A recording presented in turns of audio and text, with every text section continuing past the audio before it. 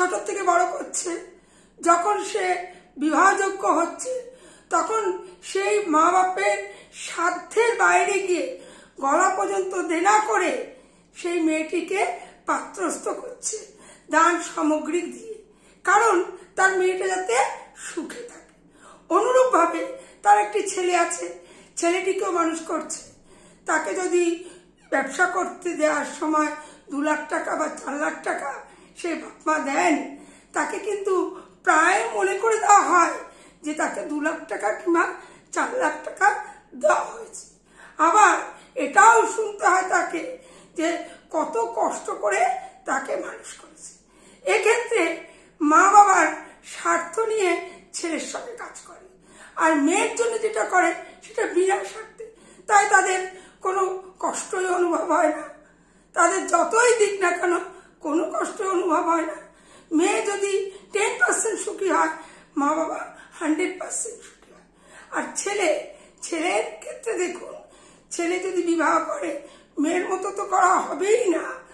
আর সেই বউ যদি সেই বাপ মাকে 100-এর মধ্যে 80% করেন, কোনো কারণে 20% করতে পারেনি, তাহলে তার না পারাটা ইন্টারনেটের মতো পাড়া প্রতিবেশী আত্মীয় স্বজনের কাছে ছড়িয়ে যাবে বউ ছেলের গুণগান।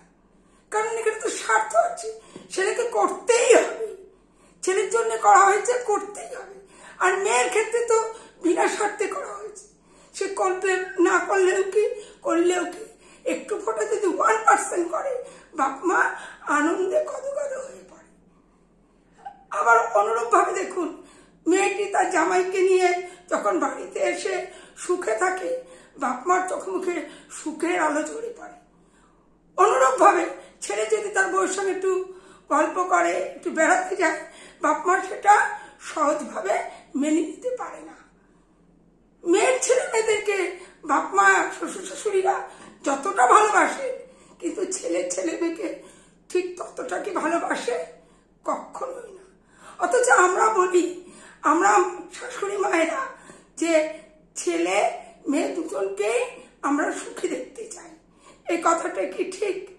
একজনের ক্ষেত্রে বাপ মা স্বার্থ নিয়ে কাজ করে, অপরজনের কাছে বিনা স্বার্থে কাজ করে।